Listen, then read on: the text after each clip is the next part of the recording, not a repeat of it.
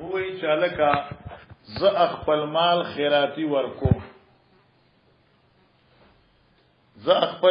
خیراتی ورکوم تیشوا نو دې مال نسشه مراد ده بس دا تعین د مال کې امام بخاری کې یو سړی وی احمد خان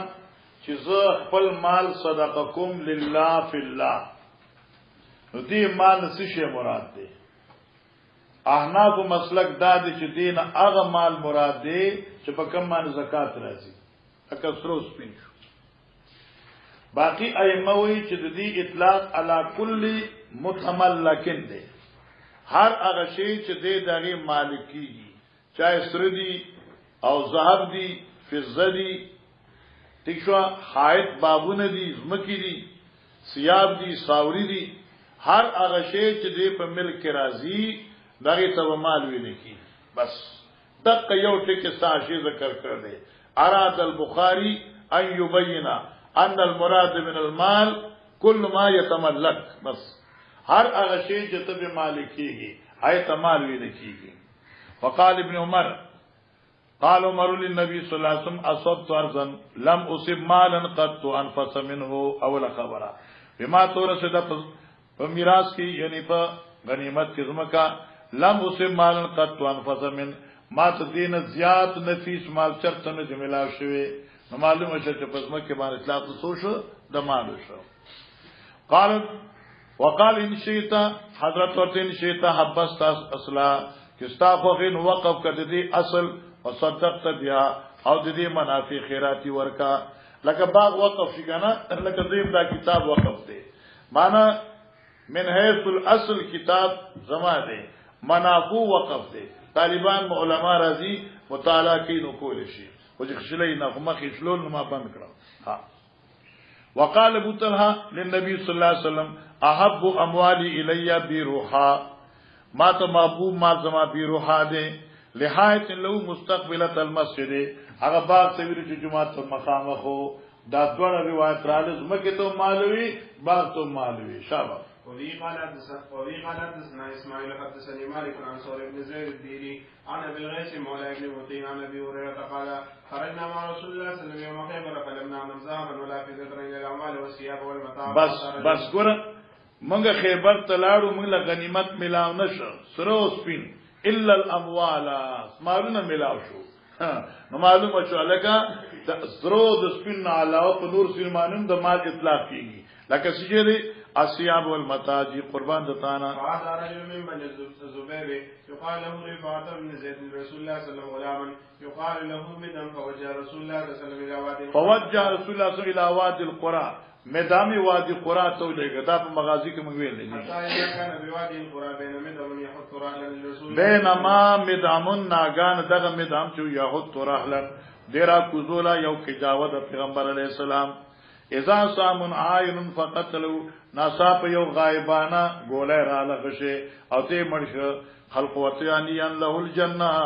مبارکی دی ویل پاتې په جنت نبی علیہ السلام کلا داسندا والذی نفسی بیدی ان شملة التي اخذها قسم می پاغ ذات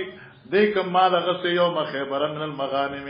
لم تصب المقاسم شغلا ویش کی نور اغلی لتشتعل علیه نار اور فی بری ولما سمع بذلك جاء رجل بشراك او شراكين للنبي صلى الله عليه وسلم فقال شراك من نار او شراكان من نار معنی دا و چې حضرت داوی چا ځان لموزي موزي تصویر مسبي ځان لکړي ټول پیش کړل حضرت کې چې دا تاسو نه راوړي شراك من نار دا به جهنم په شراک باندې دی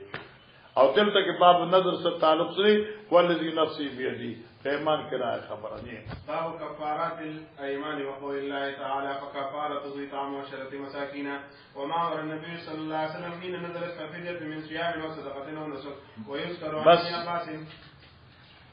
دا ګوره بعض نسخو کې دلته کې مستقل لوی عنوان دی لکه بر مصر دې لیکل بسم الله الرحمن الرحیم کتاب الکفارات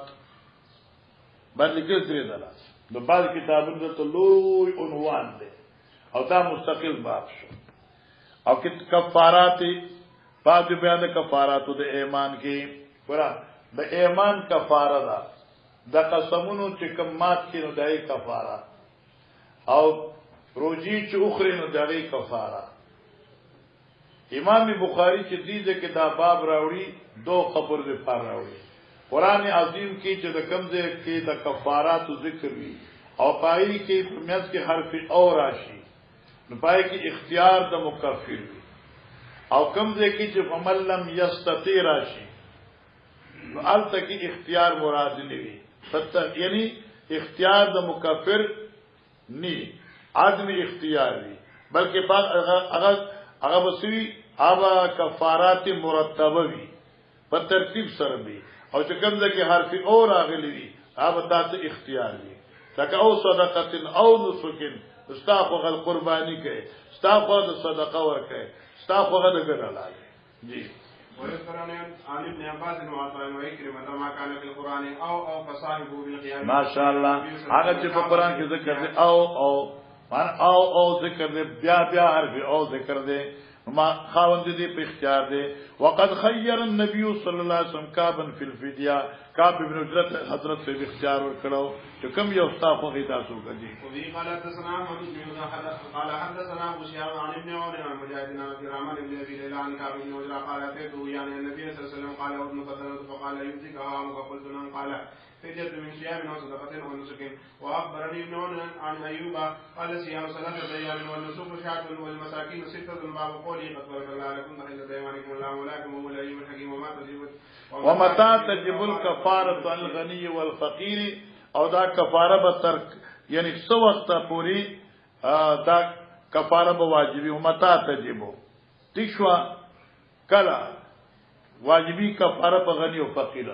نو موږ وایو چې په هنس باندې واجبېږي او راوي چې نفس په حل باندې واجبېږي تشوا جی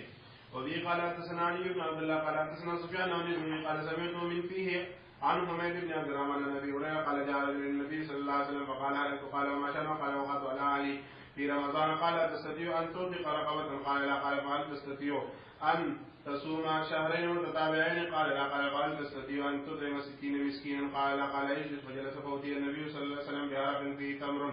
والعرق والمقتل الزحم قال كن هذا فتصدق قال على افقر منا فذاك النبي صلى الله عليه وسلم حتى بدنا والد قال اطعمه عيالك ایک منٹ اوس ګوره امام بخاری چې دا حدیث راوړل په دې حدیث کې دا لفظ فمن لم تستطيع ان تصوم هل تستطيع ان تصوم ان تطعم نو معلومه چې کوم ځای کې قران عظیم کې فمن لم یجد راضی نو البته کې به کفارات مرتبه وي او چې کوم ځای کې او وي نو کفارات مخیره وي ٹھیک شو او دا حدیث مخکې تیر شوی د توزر باون اعان الموسر بالکفاره هر هغه سره چې امدادو کې موثر سره په کفاراتو کې ٹھیک شو دا کو ځکه سره چې چانه په رمضان کې جما شي وا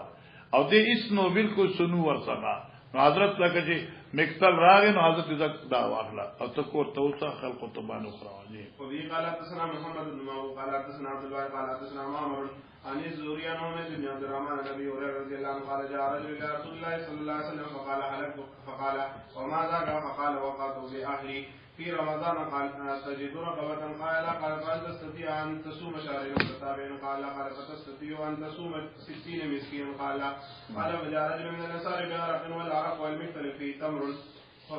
فقال اذهب بهذا فتصدق به قال ألا أحوج منا يا رسول الله صلى الله عليه وسلم الذي بعثك بحق ما بين لابتيها أهل بيت أحوج منا ثم قال اذهب فأطعم أهلك باب يعطي في الكفارة 10 مساكين قريبا كانوا بعيدا ګورا تجرا خسته مزیدارا باب یوتی فی الکفارات 10 مساکین په کفاراتو کې بروټه 10 مسکینانو ته ورکي قریبا کان او بعیدا برابر خبره ده چې دا مساکین نږدې وي او کلیری وي او دې ځکه امام بخاری مزاج ته ګوره ته به حیران شي او ته دغه فهم ته ګوره ته به حیران شي حسی دې سړی امیر المؤمنین فی الحدیث او نوې او دې کې څه کمالات دي ورنه سره دې نه چې دي 22 مقامات کې په احناف رد کړي دي ظاهر بعض الناس سره او سره دې نه احناف ټول نه زیات وخت دې سړي کتاب تعریف لور کوي ونه مسلم لپکارو مسلم باندې ختم مسلم پکارو ختم ترمذی پکارو ختم ابو داود پکارو وای نه ختم بخاری اختتام بخاری د دې سړي کې څه کمال شته اوس دې مسله دا کوي چالک دا کفاره الظهار چې کومه ده یا دا کفاره د افطار چې دا بچا ته ورکه نو وی چې دا تخپل قریب او بعید دواړو تور کول شي ستا په رشتہ کې قریب دي بعید دي تاغي ته دا کفاره ورکول شي بشرطی کی چې داسې افراد ني چې دغه نفقه پتا واجب وي ستاق پلانو کې بعد داسې دي چې دغه نفقه پتا واجب ده نو کفاره به هغه چاله نه ورکې چې پتا دغه نفقه واجب وي خدای نه علاوه کې قریب دی او بعید ټول ته کفاره په استعمال لشي او دې سوال دا چې اے احمد مسأله د کفاری د جما ده او ذکر د کفاری د ایمان راغی او وی یوتی فی الکفات 10 مساکین دا کفاره څه ده د ایمان ده اے رورا وی امام بخاری دا ذکر وی چې 10 مساکین من اوسط ما تطعمون قران ذکر کړی دی نو دا قید په صرف کفاره د ایمان کې ذکر او دا قید په کفاره دا جما کې نو ذکر اشاره شو اغم کفاره ده او دم کفاره ده البته کې اطعام 10 مساکین کې قریب و بعید ټول دي او اطعام د 60 مسکینن کې قریب بعید ټول فاذا هو كما الامام البخاري رحمه الله جی وفي قال حدثنا عبد الله بن مسلم قال حدثنا سفيان عن الزهري عن حميد عن ابي هريره قال جاء رجل للنبي صلى الله عليه وسلم فقال علقت قال وما شأنه قال وقعت على امرتي في رمضان فقال هل تجد ما تطلق رقبة قال لا قال فهل تستطيع ان تصوم شهرين متتابعين قال لا قال فهل تستطيع ان تطعم 60 مسكينا قال لا اجد فأتي النبي صلى الله عليه وسلم بعرق فيه تمر فقال خذ هذا فتصدق به فقال على أفضل منا ما بين لابتيها أفضل منا ثم قال خذه فأطعمه أهلك ګوره مولانا صاحبہ استاد حاشی ډیر زور لګول دی ائمه ثلاثه فرمایي چې دا کفاره هر مسکین تعالی قدر مدن دی واما عند الاحناف هر مسکین تعالی قدر نصفی صاعین دی جی باب سؤال المدينة وما توارث على المدينة من ذلك قرنا بعد قرن باب دې په بیان د مقدار د سواد مدینی د پیغمبر علیہ السلام او مد نبی علیہ السلام او دغه برکت وما توارث على المدینه هغه چې منقول دي او مشهور دي جاری دي په مدینه والو کې من ذلك قرن بعد قرن زمانہ پس زمانینا تشوا او بیا پاره باندې مناظره ذکر دا په ابي داود کې تاسو هم حدیث سره ویلو ترمذی کې هم جی ابي قال حدثنا عثمان بن ابي شيبه قال حدثنا القاسم بن مالك المزني قال حدثنا جعيد بن الرحمن عن السائب بن يزيد قال كان الساوى عن النبي صلى الله عليه وسلم مدا او ثلثا بمدكم یعنی یو مدو او بل ثلث مدو بیا تاسو زیات کې په زمانه د عمر ابن عبد العزيز رحمه الله یا فغا 5 امدادین شو او زمونږه سمانیتو ارتالین شو تی شو کنا اور زمانگا سو شو زمانگا سوا سمانیتو ارتالین جی وبه قال حدثنا منذر بن وليد الجارودي قال حدثنا ابو قتيبة وهو سلم قال حدثنا مالك بن النافع قال كان ابن عمر يؤتي زكاة رمضان بمد النبي صلى الله عليه وسلم المد الاول مد اول یعنی په زمانه د پیغمبر علیه الصلاۃ والسلام جو جی وفي كفاره اليمين بمد النبي 5 ارطال وثلث رتل جاي په زمانه کې قال ابو قتيبة قال لنا مالك مدنا اعظم من مدكم ولا نرى الفضل الا في مد النبي صلى الله عليه وسلم وقال مالك مطلب دا دی چې ګوره حسی طور سره خو هغه مد مدینه کم دی امام مالک دا زموږ مد اعظم دی په اعتبار د اصل ځکه دا مد النبی دی صلی الله علیه او تاسو چې کوم دین تاسو مد هغه سمانه تو ارتالین چې کوم دی هغه مد نبی نه دی هم مخویر چې مد نبی دی ٹھیک شو کنه او باقي دلایل دي وقال لي مالك لو جاءكم امير فضرب مدا اصغر من مد النبي صلى الله عليه وسلم باي شيء كنتم توصون قلت كنا نؤتي بمد النبي صلى الله عليه وسلم قال فلا ترى ان الامر انما يعود الى مد النبي صلى الله عليه وسلم. وفي قال حدثنا عبد الله بن يوسف قال اخبرنا مالك بن اسحاق عن اسحاق بن عبد الله بن ابي طلحه عن انس بن مالك ان رسول الله صلى الله عليه وسلم قال اللهم بارك لهم في مكيالهم وصواهم ومدهم. باب قول الله تعالى او تحرير رقبه واي رقاب ازكى. ګوره علماء کرام مسله دا ده زم مسلک دا دي چې په کفاره د قتل کې رقبه مؤمنه ده او باقی کفاراتو کې چې کوم دین قرآن مطلق ذکر کړی دی او زمونږه مسله حق اصولی د چې کوم تا یاد راکړه کوم یو المطلق یجری علی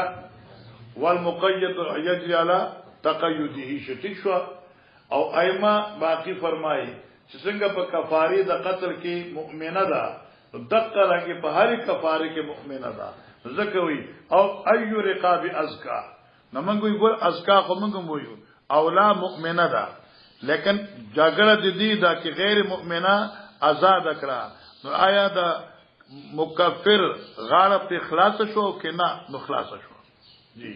وبه قال حدثنا محمد بن زهير قال حدثنا داوود بن بشير قال حدثنا ابو وليد بن مسلم عن ابي غسان محمد بن مصرف عن زيد بن اسلم عن علي بن حسين بن سعيد بن مركانة عن ابي هريره عن النبي صلى الله عليه وسلم قال من تقرب المسلمة اعتق الله بكل عضو منه عضوا من النار حتى خرجه بفرجه. دا مبالغه دی فارونه دا الله سبحانه ده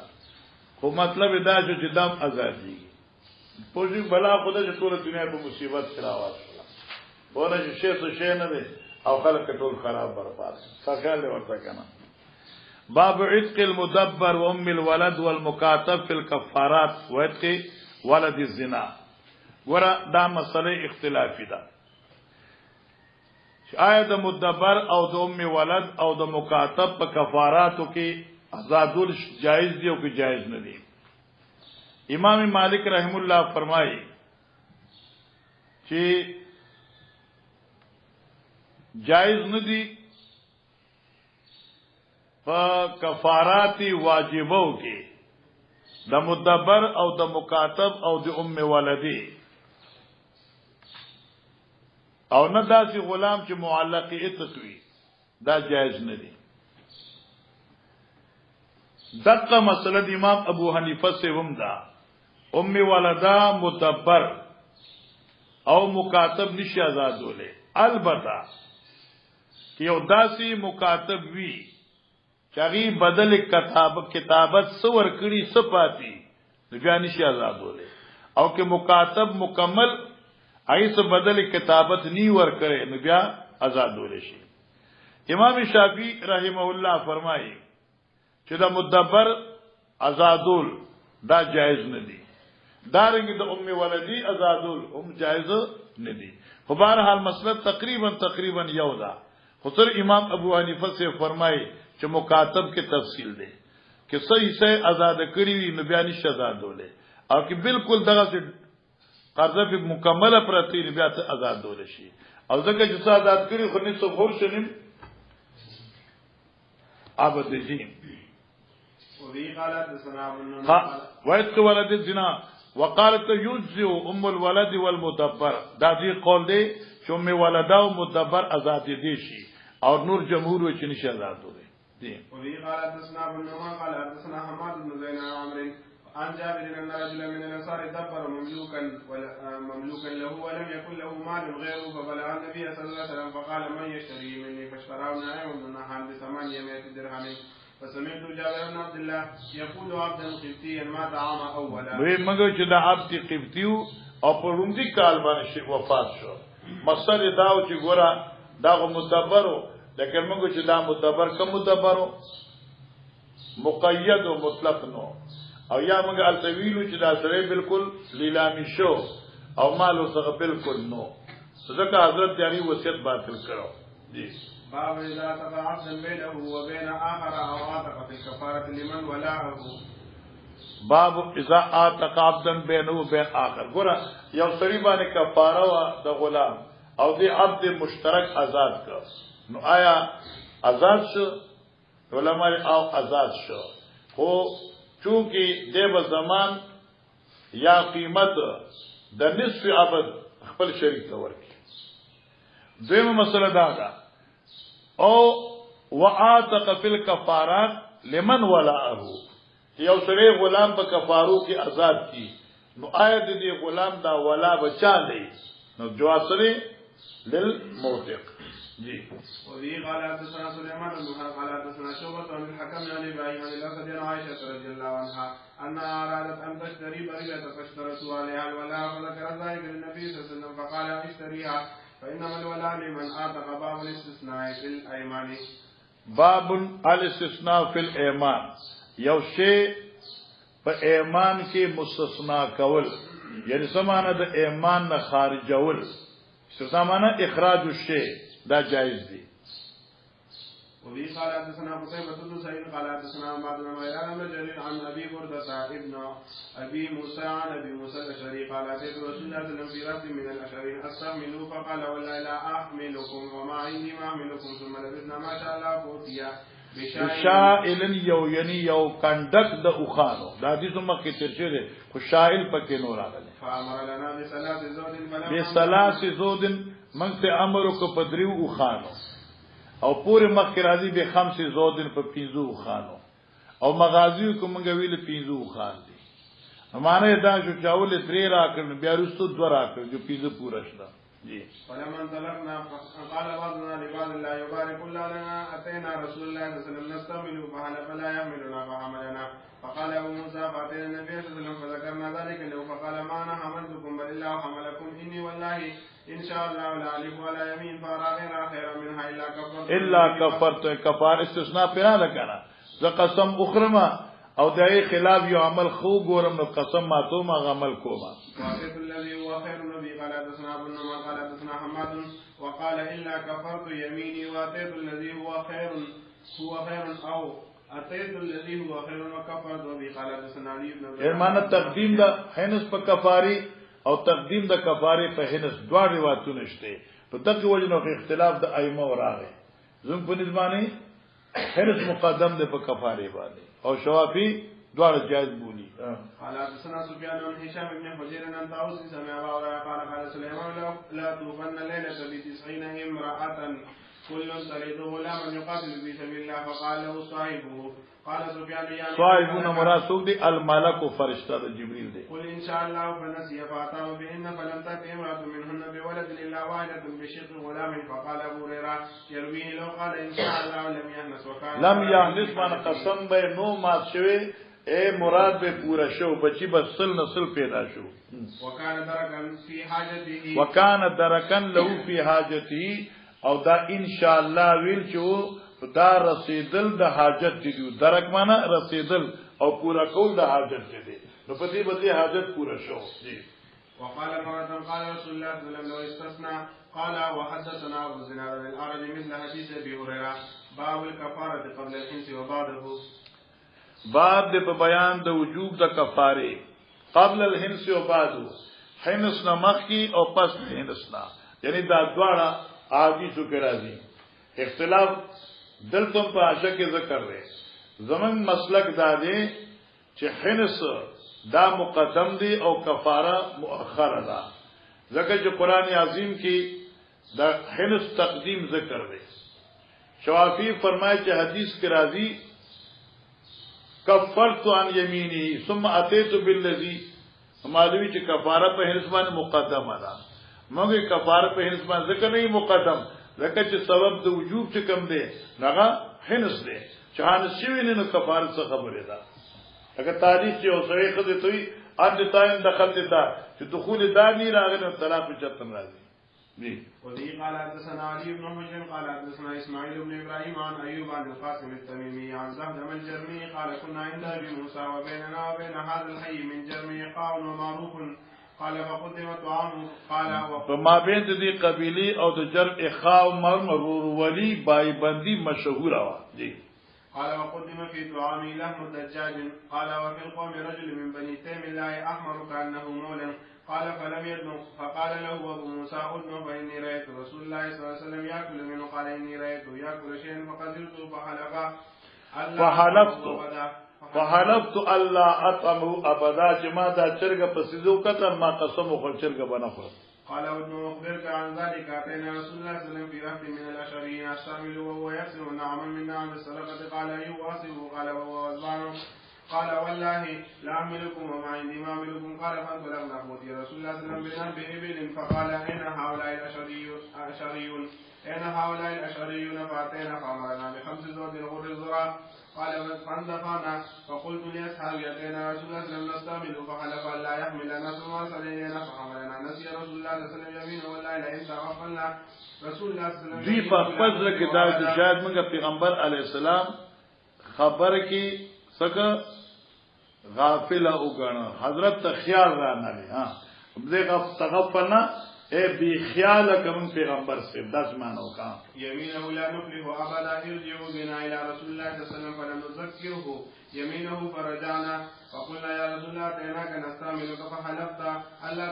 الا تحملنا ثم حملتنا فظننا او فعرفنا انك نسيت يمينك قال انطلقوا فانما حملكم الله